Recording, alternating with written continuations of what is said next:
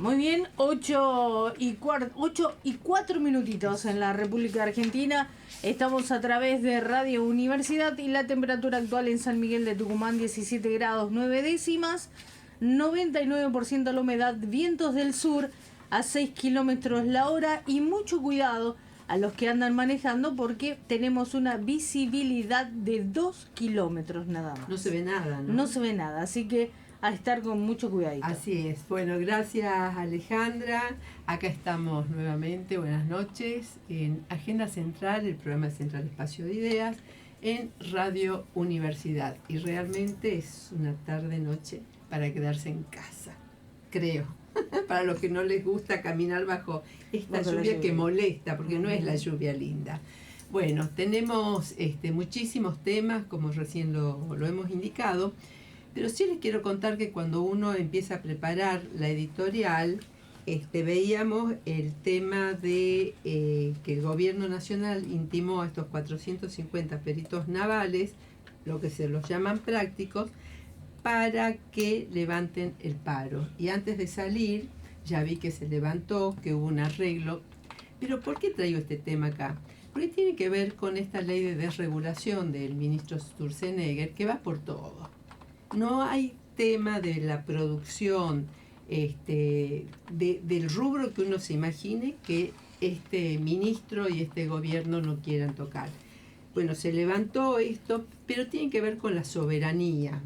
¿Por qué? Porque cualquier buque extranjero puede entrar y los prácticos, justamente, si bien es una operación, una actividad de índole privada, tiene que ver en parte también con el cuidado de nuestras aguas. Pero bueno, se levantó, será harina de otro costal lo que hablaremos. No quiero dejar pasar, antes de estar ya telefónicamente con Daniela Bravo, qué es lo que está diciendo el presidente Milei junto con su ministro Caputo con respecto a la deuda que tiene el pueblo argentino, más de un 50%. Está endeudado y él dice, tomaron créditos que se hagan cargo. Yo no los apunté con ningún revólver y nosotros como gobierno no podemos hacer nada. Realmente no se cuestionan ni los periodistas que están saliendo justificando las políticas de este presidente, no son capaces de preguntar si no tiene nada que ver el poder adquisitivo de la gente, porque ya no es solamente la inflación que está, sino el poder adquisitivo que tiene la mayoría de los trabajadores, la mayoría de las pymes, la mayoría de cualquier sector de la producción. Las últimas encuestas muestran también que hay una desaprobación del gobierno nacional de un 65%, la imagen negativa del presidente llega a más de un 60% y un gran número está planteando de votar por otro signo político. Veremos qué pasa. Mientras tanto, también el presidente Milei sacó por decreto que no va a dejar ingresar al país a ningún extranjero que hable mal de nuestro país. Y nosotros nos preguntamos, a mí me parece bien, ¿por qué tienen que venir acá a hablar mal de nuestro país? ¿Qué hizo él en Brasil en el acto de Bolsonaro? No podemos dejar de mirar estas cosas, porque realmente a nivel institucional, más allá de que el presidente Lula, con toda su experiencia y con toda su investidura de un presidente democrático, un poco más y preguntó quién es el que le decía tantos insultos. Y así estamos. Y así estamos con una semana movida ahora en la Cámara de Senadores, para lo cual la hemos invitado también. Ya está Juan Manuel Frangulis acá en el piso. Hola Juan Manuel, bienvenido. Hola Leo, hola Silvia, ¿cómo están ustedes? Hola a los chicos que están detrás de la pecera haciendo que salga el programa al aire. Gracias a todos y a todas por esta invitación. Gracias. Hola Dani, ¿cómo estás? ¿Cómo estás Silvia? ¿Cómo están ahí los compañeros que están ahí? Bueno, acá estamos, con ganas de escucharte un poquito sobre esto que estábamos planteando, que tiene que ver con la ley de desregulación o podríamos decir, de rompimiento del Estado Nacional, del cual el ministro Sturzenegger la puso como gran objetivo de su gestión. Y vos estás trabajando mucho con el tema de la ley de tierras. Contanos un poquito. Sí, así es. Bueno, vengo formando parte de la Coalición Federal en Defensa de la Tierra y estamos acercándonos a días decisivos en donde el Senado puede avanzar con cambios sobre la ley de tierras, sobre la ley de manejo del fuego y sobre los desalojos. Entonces, bueno, nos parece fundamental que se multiplique esta gran movida federal que se armó con este tema. La ley se titula Inviolabilidad de la propiedad privada y corre el foco, o por lo menos tapa o pone un velo a lo que realmente viene a hacer. Nosotros creemos que el corazón es fundamentalmente derogar el artículo 10 de la Ley de Tierras, conocido como la cláusula Lewis, que prohíbe fundamentalmente, además de ponerle un tope a la cantidad de hectáreas, al porcentaje, digamos, de territorio que se puede extranjerizar, prohíbe la adquisición de tierras que linden o que contengan cuerpos de agua de envergadura o permanente, y creemos que, bueno, por ahí va el interés mayor de esta ley, y han querido también disfrazar que de alguna manera, en vez de sacar el límite del 15%, por lo menos necesitaban más, entonces lo ponen en un 25%. Estas modificaciones que anuncian que se han hecho tienen solo que ver con esto, que, como para que nos demos una idea, en Tucumán el 25% de ese límite serían 560.000 hectáreas. Y bueno, creemos que es hora de defender la tierra, el agua y la soberanía, que es por supuesto lo que más viene atacado en este tiempo. Mira, en estos momentos está saliendo la senadora Bullrich por distintos canales, donde ella está muy contenta porque se llegó a un acuerdo con el 25% y no sin límite como era en un primer momento esta ley, que ella plantea que no, la tierra cambia de dueño, pero no se toca la soberanía. ¿Qué se opina de esto? No, me parece acá la mirada geopolítica es fundamental, porque este proyecto de ley hay que verlo en consonancia también con el Super RIGI, claro, con la ley de sociedades, con la ley del lobby inclusive, que es básicamente también para callar cualquier voz que se oponga o cualquier coalición para evitar que se apruebe esta ley. Y tiene un poco que ver también con la llegada de Peter Thiel acá, y con el laboratorio que seríamos nosotros. Así para este nuevo plan que hay de aniquilar los estados, digamos, como los conocemos en este tiempo, y poner otra lógica de gobiernos o de decisiones y de decisores.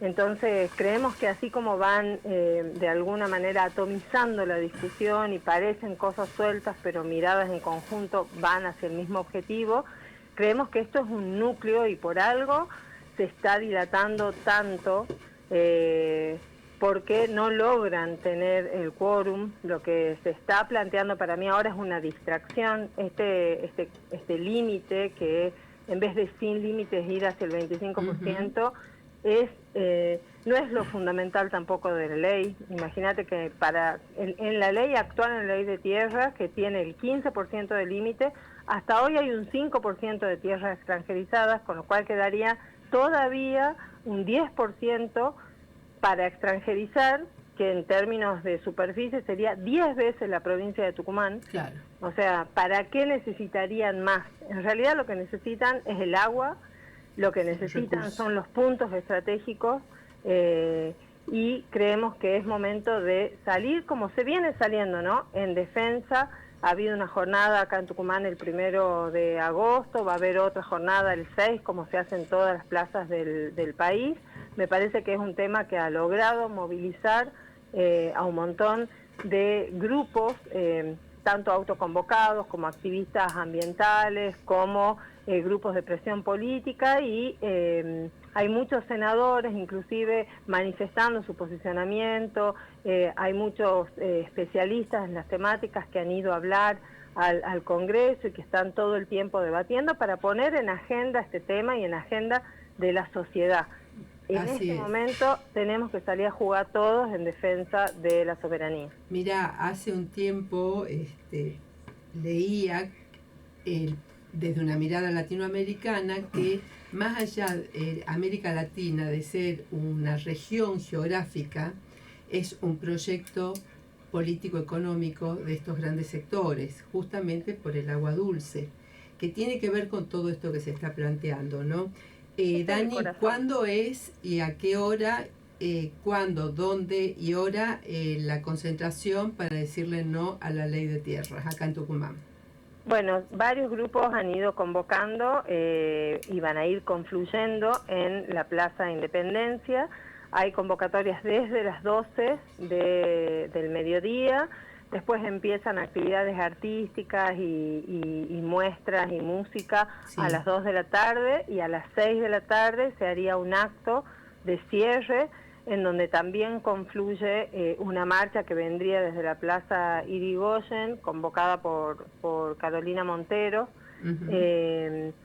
y ahí nos pronunciaríamos todos en defensa de nuestra ley de tierra y en defensa de nuestra soberanía. Perfecto. Muchas gracias, Dani, y nos estamos viendo. Y a seguir, bueno, a no bajar los brazos, ¿sí? Muchas gracias, y esto también, tratemos de llegar a nuestros senadores. Ya el senador Mansur y la senadora Mendoza se han pronunciado diciendo que van a votar en contra, sí, pero la senadora Ávila todavía no logramos que plantee que va a votar en contra, así que bueno, también es como empezar a hablar también con los senadores, con las senadoras, y que realmente acompañen esto, que es un pedido de todo el pueblo. Así es. Muchísimas gracias y nos estamos en contacto. Gracias. Bueno, muchísimas gracias.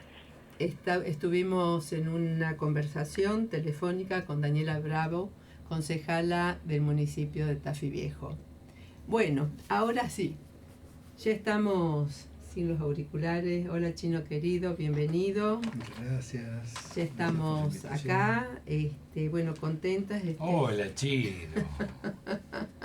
Mi amigo personal. El Chino es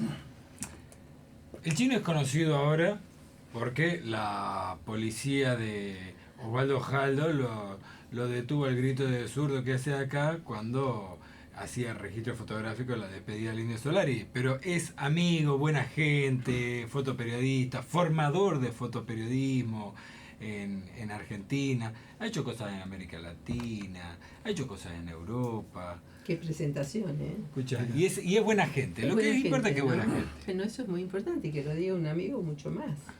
Sobre todo. Así es, así es. Esto, ¿no?, de zurdo de mierda y demás. ¿Vieron lo que se está trabajando a nivel también de... Yo creo que Javier Milei diría que es terrorista, ¿no?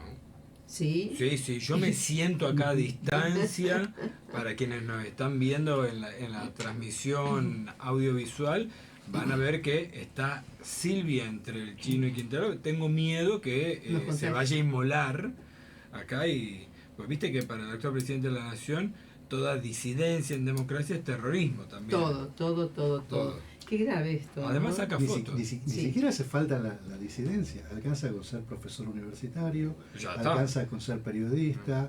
Uy, yo soy las dos cosas. Y fotógrafo. Claro. Encima piensa. Y encima piensa. ¿Cuánto cuesta eso, no? Claro, Gramsci, ¿ves? Es Gramsci puro. Gramsci, ¿no? sí. Lo nombró a Gramsci. ¿Habrá leído Gramsci? Yo no creo, pero lo nombró ahora en estas entrevistas. Se lo habrá dictado Conan. Pero es desde el más allá. Es que a Gramsci lo nombró Trump. Claro.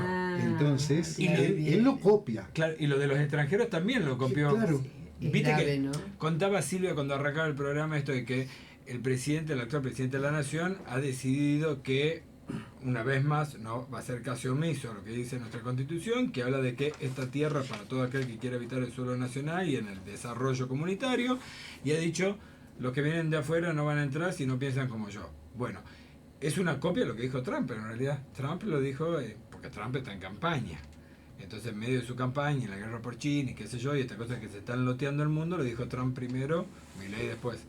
Pero si viene copiando hasta los libros que escribió. Sí. Desde antes que sea presidente. Sí. Desde antes que sea presidente. Ahora, ¿cómo llega esto al pueblo? ¿Cómo llega? ¿Cómo, No llega. cómo? Bueno, pero a ver, uno de los temas que queremos ver es el tema de esta ley de desregulación, que realmente toca a todo el mundo. Recién hablábamos con Daniela Bravo, como tenemos esta ley de desregulación y mientras tanto tenemos un RIGI, un super RIGI, y dentro de los temas que se está tratando en la ley, les cuento que en la parte impositiva se toca también el tema del cooperativismo. Claro. Que cooperativas que puedan facturar más de 500 millones anuales, cooperativas de trabajo, las de trabajo y creo que las de trabajo, tienen que pagar impuesto a las ganancias sobre los excedentes. Esa es una vieja conquista de cuando se han generado las primeras cooperativas. Y tenemos por el otro lado, tenemos que con el super RIGI, si vos querés invertir, con el RIGI de 200 millones a 500 millones de dólares. Y el super RIGI con 1.000 millones, digo, para ellos todo, pero para los nuestros, nada, al contrario, todo Palo. el peso de la ley. Entonces, digo, estoy buscando lo que decían de... Supongamos, sí. para que esto se entienda, porque por ahí viste que a uno lo marean los números. Tuve la fortuna Hola, de... Sofía. ¿Cómo están? ¿Cómo están todos? Perdón. ¿Cómo estamos? ¿Qué ¿Bien? tal? Tuve la fortuna de viajar a Buenos Aires con unos amigos del Movimiento Nacional de Empresas Recuperadas y fuimos a Aceitera La Matanza. Sí, Aceitera La Matanza es una empresa recuperada y es cooperativa. claro. No pagando impuestos a las ganancias, para que se entienda de qué estamos hablando, es hoy la productora de aceite en góndola más barata del país, de distribución federal. Entonces, cuando vos decís una cooperativa, en este caso grande, que excede ese monto de facturación, ¿por qué es importante sostener en el desarrollo del pueblo? Porque el primer derecho que tiene cualquier persona es a comer. Totalmente. Digo, básicamente. Entonces, si pensamos que comer es un derecho que tiene que ser garantizado por el Estado, tener una empresa que te pueda fijar el precio en el mercado del aceite en góndola, te baja el precio o por lo menos tensiona para que quienes quieren establecer un oligopolio de alimentos, en este caso de aceite, no lo puedan hacer a cualquier precio. Pero mira, sin embargo, en esta ley de desregulación, uno de los temas que también se plantean, tengo una síntesis acá, tiene que ver con que se prohíbe, en cuanto a la emergencia pública en materia administrativa y competencia de Sí. precios y demás, que se compre productos nacionales si es que están un poco más caros que los que ingresan de afuera. O sea, está todo patas para arriba. Todo. Todo está patas para arriba. No hay nada que este presidente toque y que no siga haciendo daño. Entonces, uno se pregunta, ¿cómo le llega esto a la gente? Dentro de lo que es el tema de la ley de desregulación, bueno, está lo de la farmacia, ya vimos, y está el tema que les va a tocar a ambos, el tema de la actividad librera o como se la denomina. ¿Sí? Se está que pretende desregularizar. ¿Y eso qué implica? Digo a ambos porque vos también estás publicando libros y tu actividad principal tiene que ver con la venta de libros. Así es. ¿Querés que te cuente un poco? Sí, Sí. el micrófono está para todos, ¿no? ¿Qué ha sucedido para que más o menos pongamos marco? Finales de los 90 empezó a haber una concentración en actividades que tenían que ver con las industrias culturales en general. Sí. Entonces salieron una serie de leyes protegiendo a las industrias culturales no solamente como fuente de trabajo, sino como un derecho humano que hay que garantizar desde quien trabaja y desde quien accede a esos bienes. En el caso del libro salieron 2 leyes marcos, en las que casualmente Sturzenegger era ministro Sí. en ese momento. La 25.446 y la 25.542. A no marearse con números porque yo me los acuerdo, porque estoy en este quilombo, Claro, pero no está espero que ahí. nadie se los acuerde. Una es entendiendo defiende el libro, protege el libro como objeto, como producto, y el otro las actividades que permiten el acceso al libro. Claro. Cuando digo las actividades que permiten el acceso al libro, hablo de librerías, pero no solo de librerías, porque en este ferrocarril de leyes que ha mandado Sturzenegger para reformar la Argentina una vez más, también toca bibliotecas populares. Claro. Atenti al ladri ahí. ¿Qué fija la actividad de protección a la actividad librera? Que se la conoce como fomento a la actividad librera. Que los libros tienen precio de tapa puesto por el editor. Entonces, no sé si ustedes se acuerdan, antes habían muchos productos que salían con el precio impreso Sí, de fábrica. Sí, Desde el yogur hasta los cigarrillos. Sí. ¿Sí? Entonces, Remedios. los remedios. también. Muy importante. Entonces se suponía que vos comprabas en Ushuaia, La Quiaca, Rumipunco, Córdoba o Mar del Plata al mismo precio. Precio, sí, Y sí. sobre eso, quien lo comercializa al minorista tiene un porcentaje de ganancia. Sea remedio, como decía el chino, sea los puchos, sean los libros.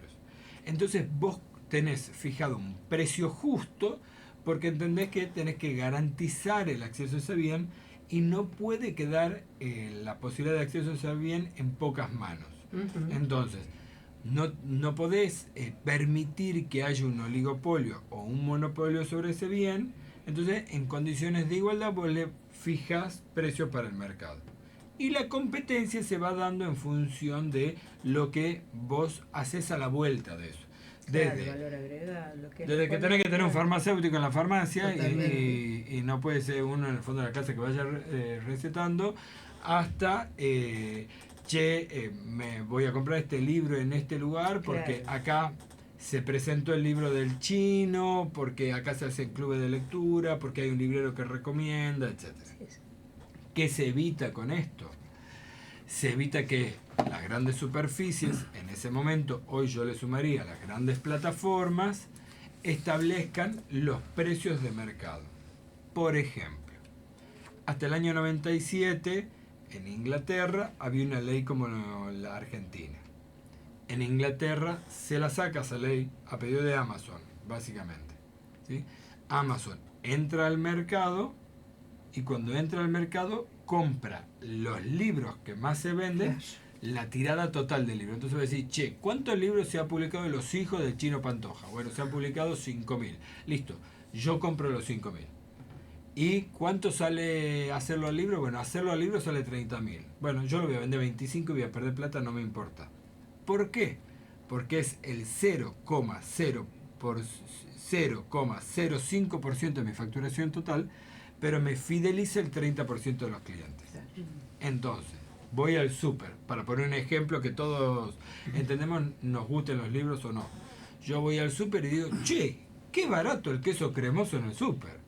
El súper lo que hace es, lo vende bajo costo, porque dice, con el queso cremoso le vendo la prepisa, la salsa, la gaseosa, una cerveza, y ahí te arrancan la cabeza. Se funden todos los súper del barrio, el súper concentra el mercado y después duplica el precio del cremoso también. Además. Además. Así es. Bueno, en los 90, desde APIME, desde la Asamblea de Pequeños y Medianos Empresarios, también cuando llegan las grandes superficies, como le decíamos en estos momentos, hoy son las plataformas, pero en ese momento eran las grandes superficies y tenían otro precio totalmente distinto, inclusive existía el dumping, Claro. ¿no es cierto? Dumping, claro. El dumping, que es vender al menor precio, ¿no es cierto?, de lo que el costo real le cuesta al productor argentino. Ahí ya vamos a una pausa. También tuvimos que salir, protestar, mandar notas a nuestros diputados, a los gobernadores, porque realmente se llegaba a cerrar, como está ocurriendo hoy, el kiosco, el súper de la esquina y el almacenero. Y después que se cerró todo eso y que no alcanzaba, ¿quién era el único que les daba de comer? El almacenero de la esquina. porque seguía con la libretita negra, era el que le ponía luz a la esquina. Entonces, nada de eso vale para esta gente. Y hoy se repiten estas malas historias con más tecnología. Pero nos vamos ya a una pausa y seguimos. Estamos ya, ¿sí? Bueno, sí, Podemos seguimos, seguir. sí, por supuesto.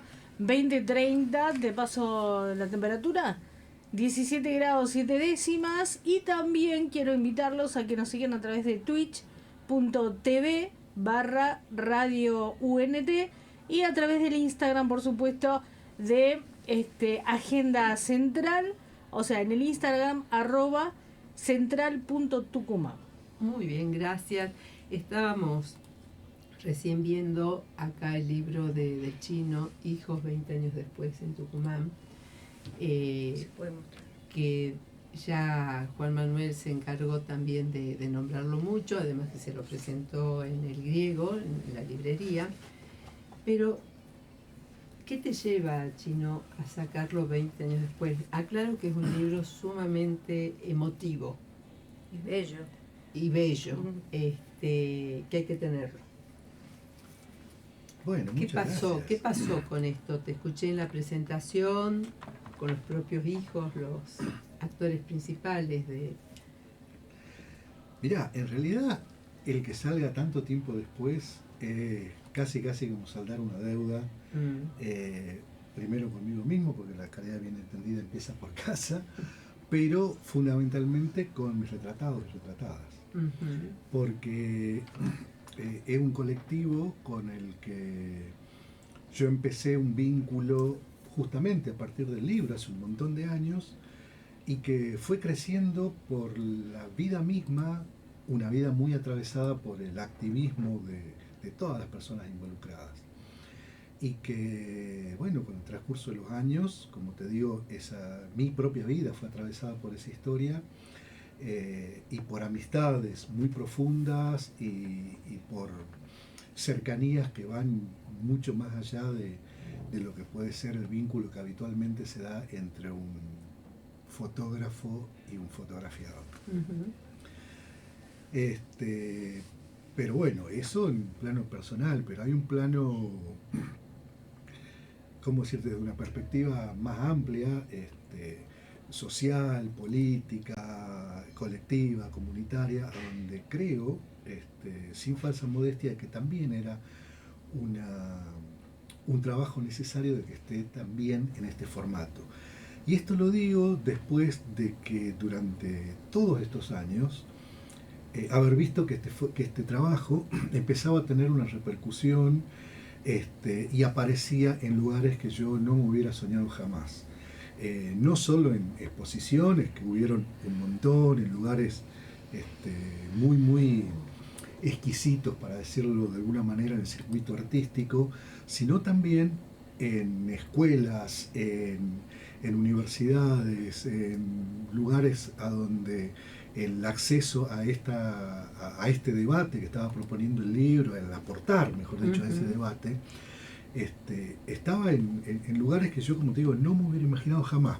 Con decirte que la provincia de Buenos Aires, hace ya varios años, no me acuerdo exactamente cuántos, pero publicó un dossier con este trabajo que se distribuyó en todas las escuelas de la provincia de Buenos Aires, para debatir justamente sobre el tema cuando empezó a tomar fuerza el tema de la recuperación de niños que estaban desaparecidos. De los nietos. Apropiados. Apropiados, sí. Claro. Así que, bueno, se junta todo eso y después, bueno, hay otro elemento que es complicado, y esto me da pudor decirlo, y es que es la falta de medios para poder hacerlo, la falta de las limitaciones y los intereses de la industria editorial argentina en general, que tiene muchísimas cosas buenísimas, pero que en muchos casos también está padeciendo lo que padecemos todos quienes trabajamos en el medio cultural, por lo menos, y es que el Estado deserta de un rol que debería ser protagónico. Y esto lamentablemente, tengo que decirlo, no es una cuestión nueva ni siquiera de este gobierno. Esta es una cuestión muy vieja, estructural, a donde no es que no haya políticas públicas, como muchas veces digo cuando me paso de tuerca, pero sí sostengo de que son insuficientes históricamente, a diferencia de muchos otros países, y no estoy hablando solamente de los países nórdicos, que son a donde siempre hacemos referencia, sino a Latinoamérica, a donde hay políticas instaladas, a donde los gobiernos tienen mucha dificultad en volver para atrás, que también lo hacen, sí. Depende de las oscilaciones políticas, pero no al punto de la desaparición como nos pasa a nosotros en forma intermitente desde, no sé, muchas décadas. Muchas veces nos pasó, dentro de las actividades que uno realiza, el reclamo por la industria cultural, ¿no? Que incluso siempre se ponía en debate si es industria, si no es industria, igual como que la docencia es el sacerdocio, porque nos gusta enseñar, entonces los salarios no tienen que ser acorde a toda la tarea que hace. Lo mismo nos pasa, digo, poco con la cultura y con muchas otras actividades, o el trabajar en el Estado, y se empieza a desvalorizar. Hago estas referencias pensando en cosas que hemos logrado, cosas que no hemos logrado, pero intento vincular esto de hijos. 20 años después sale el año que se cumplen 50 años. Claro. De la dictadura, del golpe cívico-militar. 50 años, hace poquito hemos tenido una actividad también en el griego por el asesinato de los hermanos Arancibia, y un juicio que tarda en llegar. 50 años, medio siglo. Hay un modelo que nos va marcando más allá de los distintos gobiernos que tuvimos, pero hay una matriz que nos cruza. Sí, no solamente hay una matriz, sino creo que hay construcciones intencionadas, que creo que tiene razón el chino, no son propiedad exclusiva de este gobierno, sí, ni siquiera de esta nuestra patria chica, ¿no? Digo, es un proceso común. Ahora, me quedo en el terruño propio. La dictadura militar prohibía leer poesía. Claro. Macri sacaba a nuestros héroes y a nuestras héroes de los billetes. Bueno, Milei saca las Malvinas de los colectivos y desfinanció INAMU, que es el Instituto Nacional de la Música, el INT, que es el Instituto Nacional del Teatro, el INCA, ahora va contra los libros. Todo. Creo que hay ahí una matriz, ¿no? Porque yo sí creo que Milei es un bruto, pero sí creo que los poderes reales que están detrás de Milei, yo sí creo que lo han leído a Gramsci, y sí creo que hay una batalla cultural a la que le dan curso. Sí, seguro que sí. Entonces, de hecho lo nombran, sí, tienen el concepto claro de la batalla cultural. Claro. Sí, sí. Entonces además es un poco romper con aquello que te une a lo común, a la comunidad, a la común unión de todos, ¿no?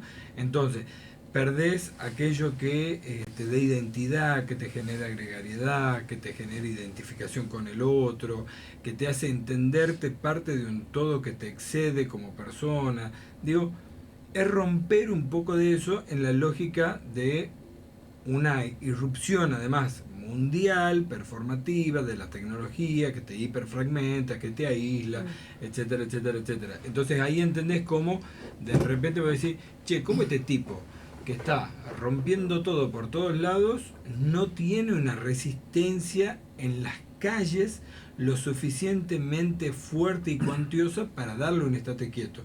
Y bueno, porque ha ido hiperfragmentando, ¿viste? En pequeños grupésculos. Entonces el que está en la docencia universitaria siente que no tiene nada que ver con el de la secundaria, con el jubilado, y el que está en la docencia universitaria siente que no tiene nada que ver con la universidad del litoral, y el que está en la docencia universitaria de la Facultad de Derecho siente que no tiene nada que ver con el lillo. Digo, es como que ha ido hiperfragmentando, ¿no? Sí, eso se consiguió. Yo escuchaba el día que has presentado el libro, cómo entre los propios hijos en un primer momento no se conocían y tampoco se animaban, porque había mucho temor por las propias historias, ¿no? de no juntarse. Y yo veo cómo se repiten, Claro, con la ¿no? fragmentación. Esto, ¿por qué no sale hoy la gente a la calle si no le alcanza? Porque no le alcanza. Justamente yo creo que eso te tira para adentro, ¿no? Ajá. Te mete para adentro. De todos modos sale la gente. Sí, No sí, a las sí, sí. dimensiones que debería. Además han ido construyendo un sentido, un mal sentido, un sinsentido común, por decirlo de alguna forma, en el que además vos sos culpable de tu propia desgracia, Claro. ¿no? Entonces, ¿Te va mal? vos no supiste, vos no la viste campeón, como diría el ministro de Economía, vos no te reconvertiste, ¿no? Estas cosas, vos no te reperfilaste, todas estas cosas que están medio de moda, que son una cagada. No, discúlpame, no es que yo no la vi, no me reperfilé, no me reconvertí. No, es que hiciste el ajuste más terrible de la historia de la humanidad, Ujú. dejaste en la banquina al 30% de la población de forma directa, eso tiene repercusiones de forma indirecta, y además tenés un salario que ha ido perdiendo desde en los últimos, digamos, 4 años, porque también vamos a hacer acuso del chilo que nos corresponde, porque Sí. Milei no nació en repollo, ha perdido el 26% de tu Totalmente. capacidad adquisitiva. Totalmente. Entonces, lo que hablábamos en el corte, y voy a cometer una infidencia con la gente que hoy no come, Claro. ¿me entendés? Vos perdiste el 25% de tu sueldo, bueno, efectivamente, antes hacías 4 comidas, ahora haces 3 Tres. o 2, Sí. o 2. O Se comen escucha uno también. para los chicos y los padres se quedan sin comer la última comida del día. Lamentablemente estamos viviendo esto, ¿no? En esta hiperfragmentación, porque tiene que ver con esto, muy impuesta por las nuevas derechas. Muy impuestas, porque está en todos los ámbitos. En educación lo vivimos. No todos los chicos están en la escuela, pero tampoco no todos los educadores pueden ver esta realidad y se sigue trabajando con esas matrices tan duras que tenemos. Lo mismo pasa en la universidad, hasta en la misma ciencia, ¿no? Nos pasa en todas las actividades y nos llevan a una gran individualismo así potencial. ¿Dónde está lo colectivo? Hay colectivo. ¿Cómo hacemos para trabajar más lo colectivo? Porque acá, y vuelvo, ¿no? Con esto, porque yo también creo que todo tiene que ver con todo. Se formó un colectivo hijos, pero no surgió desde un primer momento, se fue construyendo. ¿Cómo hacemos para construir más colectivos? Daniela recién nos decía, bueno, el 6 van a llegar distintos grupos a la plaza, en todo el país. Ahora, tenemos en ese colectivo, tenemos objetivos comunes más allá de la ley de desregulación. ¿Cómo se trabaja esto? Recoge el guante chino. Y mira, yo oscilo entre el optimismo y el pesimismo cada día de mi vida. Yo veo Fluctúa. que lo que nos está pasando como sociedad se parece muchísimo a la a la parábola de la ranita en agua tibia, Hace ¿no? O sea que nos estamos cocinando y no reaccionamos no porque no nos demos sí, es que como que nos damos cuenta con la cabeza, pero el cuerpo no responde a eso. Y la verdad es que no tengo una respuesta ni personalmente, y lamentablemente esa es la parte más pesimista de la cuestión, que las organizaciones en las que yo confío toda mi vida, llámese lo que sea, partidos políticos, organizaciones sociales, culturales, lo que sea, no estamos encontrando las estrategias adecuadas para jugar en esa nueva cancha con nuevas reglas que nos propone esta post-ultraderecha que estamos viviendo, porque es una cosa que se va reciclando con una creatividad mucho mayor que la de los sectores progresistas. Me duele decirlo, pero esto está sobre la mesa, es evidente. Son excepcionales los casos donde uno ve que ese tipo de cosas siguen una lógica que, por lo menos yo me animaría a decir que muchos de nosotros por lo menos esperaría. Una de esas excepciones es lo que vi, por ejemplo, en Ceuta, cuando los ceutíes los sacan carpiendo a los caranchos estos de la ultraderecha que van a buscar carroña, a escarbar Sí. la mugre ahí, ¿no? Pero digo, salvo esas honrosas excepciones, o como Mandani en Nueva York, pero esos no logramos salir como colectivo y a nivel global, te diría, de estas excepciones. No están apareciendo esas estrategias que la ultraderecha encontró de la mano de la tecnología, de estos megas magnates, pagando todo lo que había que pagar para poder generar estas cosas. O sea, Tiene que ver estamos con la perdiendo esa hiperfragmentación, ¿no? batalla. Necesariamente. Y necesariamente. quiero agregar algo. Pero además, fíjate en los ejemplos que acaba de dar el chino, son ejemplos en los que en ambos, y estoy pensando otros que se me ocurren, nunca la salida fue en el marco conceptual del enemigo. Claro. En esto me explico y voy a utilizar lo de la extranjerización de la tierra como Sí. proyecto de ley. Salimos nosotros a defender la actual posibilidad de la extranjerización de la tierra en un porcentaje que no puede tocar agua dulce, que no puede estar en situaciones limítrofes, que no se puede hacer los recursos naturales. Es como que vamos a la resistencia, ¿sí? Pero no hablamos de propiedad comunitaria. No. O sea, es como que nos hemos quedado en el marco conceptual que nos ha puesto el enemigo, ¿no? Entonces, hemos dejado de hablar de la función social de la propiedad privada, hemos dejado de hablar de la propiedad comunitaria, hemos dejado de hablar de el desarrollo comunitario de los pueblos. Ni siquiera estamos hablando del total de la superficie de la Argentina. Digo, se va a calcular con el territorio bicontinental o no. Digo, además caemos en la trampa, me parece, todo el tiempo de resistir en el marco conceptual del enemigo. De jugar su juego. Sobre Claro. ellos, claro, sobre sus agendas. Claro, sobre Claro. sus agendas y con su estructura simbólica. Entonces, además, nosotros terminamos discutiendo en sus conceptos. Claro. Eso es un error. Claro, Totalmente. a eso me refería con la falta de estrategias para Claro. responder a eso. Lo que pasa es que nos llevaron puestos, como diríamos criollamente, nos llevaron puestos. No nos No imaginábamos te dan porque, espacio para pensar claro, bueno, otra agenda, otra eso es lo que se estrategias. necesita. O sea, ¿Dónde tenés el espacio del pensamiento para actuar? Que ellos Porque lo no es tienen, solo- ¿no? tienen claro, todo. claro. Es una topadora. Una Tienen todo. motosierra. Ariel Garbaz hablaba la vez pasada de un tipo de contrainteligencia artificial y él decía que la única forma es juntarse a pensar personas. Nos juntemos a pensar, nos juntemos a ver qué hacemos. O sea, porque tampoco vamos a cargar todo sobre estas plataformas, sino desaparecemos hasta... Inclusive leía hace unos días una filósofa jamaiquina que ella planteaba sobre la esencia del ser humano, ¿no? O sea, ¿qué es ser humano? Nos decía, ¿son solo los genes o tiene que ver con las historias culturales, con el arraigo, con sus actividades? Eso es el humano.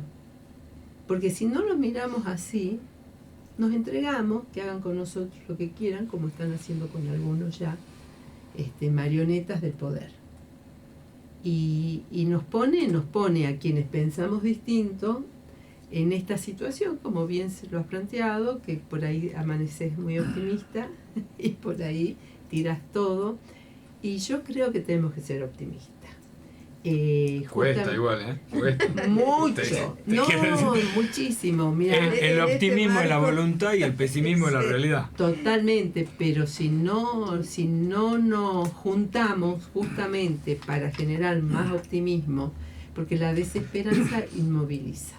Bueno, en ese estado se está. Estamos. A mí me gusta pensar de que este lado optimista de la mirada que podemos tener puede tener una lucecita al fondo si lo pensamos desde el deseo. Porque el deseo es una cosa como muy visceral y que es motor de Motivo. tantas otras, ¿no? Así es. Entonces para mí el deseo es una idea Bueno, es bueno fuerte, trabajar eso. importante. El deseo. O sea, nos tenemos que volver a plantear el deseo. Claro. Además es tan lindo desearse. Nos decíamos los unos a los otros. pocas cosas más bonitas, ¿o no? Pero claro, Claro. pero vos fíjate, Claro. nos permite, como vos, ponernos poéticos. Pero por supuesto, Y la Hasta poesía eso. es una cosa maravillosa Que no se debe perder. y que está, inclusive, por lo menos eso sostienen algunos, hasta por lo menos todavía, por encima de la inteligencia artificial. Totalmente. Y otro tipo de cuestiones que nos vienen llevando puesto. Entonces, ese tipo de recursos Así es. están emparentados con lo que vos decías, Silvia, de esta cuestión de juntarnos a pensar. Hay que hacerlo, tener espacios comunes. Otra colega decía generar nuevos posibles. Me encantó. Entonces digo, por ahí va. Vayamos por esos lados. Chiquitos, tal vez. Cuando uno se pregunta cómo le llega esto a la gente, yo me vivo preguntando esto, ¿no? Un congreso que lamentablemente no funciona como debería funcionar, gobernadores que no actúan en defensa de su propia población, jueces que le dan la espalda a la Constitución. Entonces uno dice, bueno, a ver, estamos trabajando estos temas ahí. ¿Qué pasa los miércoles con los jubilados, no? Entonces, ¿cuáles son aquellos temas que nos convoquen a todos? ¿O hasta dónde tenemos que llegar? Carlos Heller siempre habla de él que los ajustados son los que le van a poner el freno al ajuste o algo parecido, dice. Sí. Bueno, ¿cuánto más nos falta para poder salir y convocarnos? Porque de esto se trata. ¿Qué es lo que queremos? Calidad de vida para todos y para todas. Así de simple. Tener posibilidades de acceso a la salud, acceso a la educación, acceso a la justicia, acceso a la alimentación y a tener trabajo. El trabajo es digno, cualquiera que sea. Entonces decimos, bueno, a ver, ¿cómo se va derrumbando esto con este modelo de gobierno?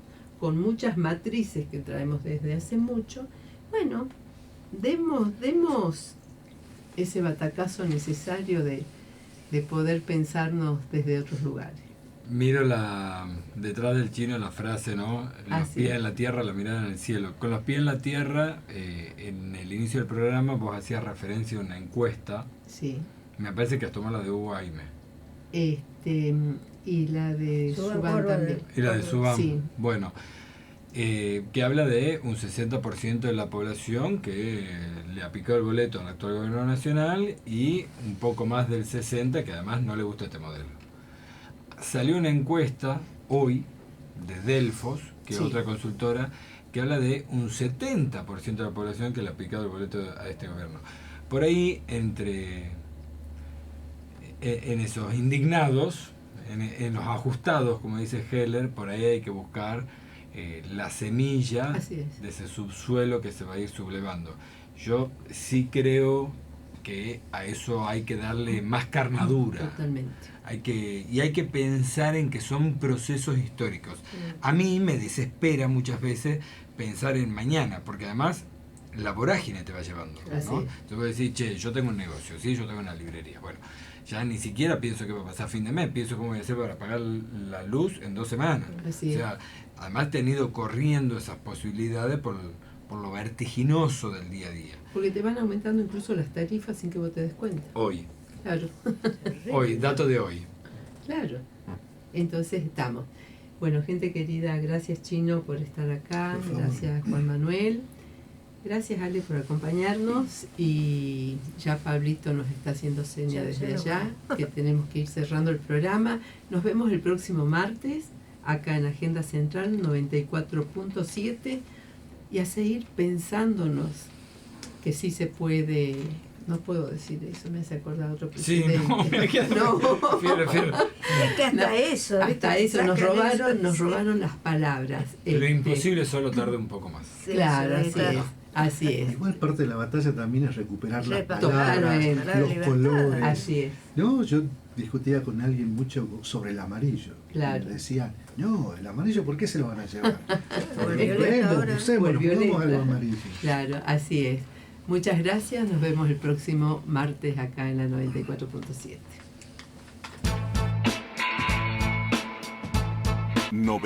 94.7 Universidad, el aire de las voces de Tucumán todos.